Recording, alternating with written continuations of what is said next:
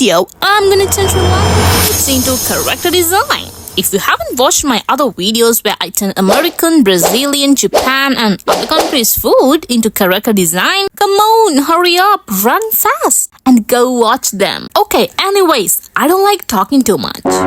So let's start with hoppers. So, anyone from Sri Lanka and never had hoppers? You're not Sri Lankan, bro. Just leave the country right now. Hurry up and pack your bags, girl, cause you don't belong there. Okay, I'm just kidding. Let me share some interesting stuff about hoppers. First of all, a hopper looks like it couldn't decide what it wanted to be. Is it a bowl? Is it a pancake? Is it a crispy snack? What's the answer? Obviously, yes. So, a hopper is made from fermented rice flour and coconut milk batter. When it's cooked, the edges become thin and crispy while the middle stays soft and fluffy. It's basically the food version of having a crunchy personality with a soft heart. Now, if aliens landed in Sri Lanka and saw a hopper, they might think, yes, humans eat edible satellite dishes. And honestly, they wouldn't be completely wrong. The egg hopper deserves special respect. Someone looked at a perfectly good hopper and said, you know what this needs?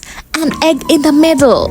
And the rest of Sri Lankan replies, brilliant, give this person a promotion. I don't know whether they gave a promotion to that person. Anyways, so one amazing thing about hoppers is how social they are. They never travel alone. They bring friends. And who are they? So basically they are coconut symbol, luminaries, fish curry, chicken curry and dal curry. So a hopper without curry is a superhero without powers. Okay, let me tell you guys some fun facts. So the unique bowl shape comes from a special rounded pan called an apache. Without it, you would just get a very confused pancake. And also, the batter is fermented, which means tiny microorganisms help create its slightly tangy flavor. So every hopper has a little science experiment before reaching your plate. Damn, bro. So basically, Sri Lankans eat hoppers for breakfast, dinner, and sometimes whenever they feel like it. Hoppers don't believe in strict schedules. And here's a challenge. Try eating a hopper without breaking the crispy edge. Impossible. The edge shatters faster than New Year's resolutions. Okay, another funny thing is that watching people fight over the crispy parts. Everyone acts polite.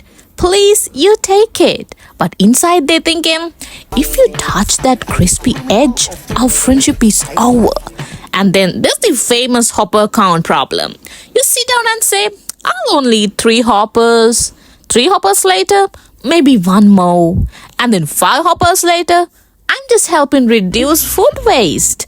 And then 8 hoppers later, nobody needs to know. Do you know that hoppers are also excellent mood improvers? Bad day, have hoppers. Good day, celebrate with hoppers. No particular reason? That's still a valid reason for hoppers. In many Sri Lankan homes, the smell of fresh hoppers cooking in the evening can attract family members from every corner of the house faster than free Wi-Fi. So if there were an award for Sri Lanka's most lovable food, hoppers would definitely be a strong contender. Crispy on the outside, soft on the inside, and best enjoyed with family, friends, and lots of curries. So simply, hoppers are proof that sometimes the best things in life come in the shape of a tiny edible bowl. Okay, so who wants to see the final result of hoppers turn into a character design? Anyone had a mutton roll in their life? If you haven't, you are missing out on flavors, guys. It's so good, like really good. I'm like not even kidding right now. I would legit eat mutton rolls every single day. I could eat 6, 7 mutton rolls every single day. I'm not even joking here. Okay guys, just imagine like this. You're walking down a busy street in Sri Lanka. You smell fresh tea, hear buses honking, and then bam! That irresistible smell of something crispy being deep fried. Your stomach immediately says, forget the diet, you're having a mutton roll. So first of all guys, can we talk about the name? It's called mutton roll. But is it actually rolled like a Swiss roll? Absolutely no. So it's more likely a perfectly wrapped little triangle or oval that looks ready for battle against your hunger. It's basically saying, I'm called a roll cause I can, don't ask questions. Okay, giving bad girl vibes. So where's the mutton? Okay, so here's something funny. People hear mutton and imagine huge chunk of meat. Then they bite into it and discover that the meat has been mixed with potatoes, onions, spices and herbs into delicious filling. The mutton is like the lead singer of a band. It gets all the attention, but the potatoes are quietly doing half of the work. Without potatoes, the filling would be saying, "Oh, I don't think we can perform today." Potatoes, the real MVP. So let's appreciate potatoes for a second. Potatoes are everywhere, guys. French fries, chips, mash, Sri Lankan mutton rolls.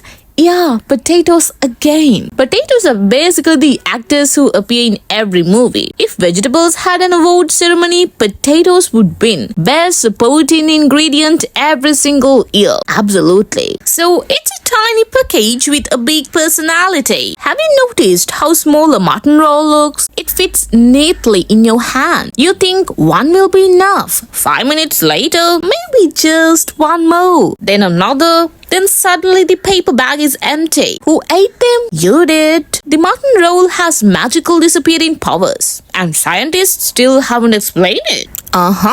Okay, so it's time to see how mutton roll turned into a character design. Ever heard of Kondakam? I'm pretty sure most of you guys don't know what it is except the Sri Lankans. So let me break it down to you guys what it actually is. Now, before anyone gets confused, it's called Kondakam because of its little konda, like a bun of hair sticking out on top. Yeah, this sweet literally has a hairstyle. Imagine walking into a bakery and seeing a snack that looks like it's having a really good hair day. If sweets had a beauty contest, Kondakam would definitely win best hairstyle of the year. A tiny sweet with a big personality. At first glance, Kondakam looks small. You think, oh, it's just a little sweet. Then you take one bite, it's rich, soft, full of treacle, and surprisingly filling. It's like that quiet person in class who suddenly turns out to be the funniest one. So, never underestimate Kondakam. So, you may think, why does it have a hair? Well, here's the funny part, guys. When the batter is dropped into hot oil, a little bit rises up and forms the famous konda, the hair. It's almost as if the sweetie is saying, wait, don't try me until my hair is perfect. Some have tiny hair, some have big hair, some look like they spent hours in the salon, and others look like they woke up 5 minutes ago. So every Kondakam has its own unique hairstyle. The celebrity of Sinhala and Tamil New Year. When the Sinhala and Tamil New Year arrives, Kondakam becomes a superstar. Other sweets are sitting on the table thinking, maybe someone will pick me. Meanwhile, Kondakam is surrounded by people. It's basically, the celebrity walking the red carpet while everyone else waits for their turn. Okay, so this question is for Sri Lankan. So has anyone ever successfully eaten only one Kondakam? You tell yourself, I'll just have one. Then 5 minutes later, maybe just one more. And then another. Suddenly, you're counting the ones left instead of ones you have eaten. During festivals, weddings, and family gatherings, Kondakam always finds its way onto the table. It's one of those treats that reminds people of grandparents' childhood, family celebration, and New Year traditions. One bite can bring back so many happy memories. So that's the magic of traditional food. So, anyone who has eaten all these three foods, raise your hands, girl. Yeah, raise your hands, girl. Oh, wait.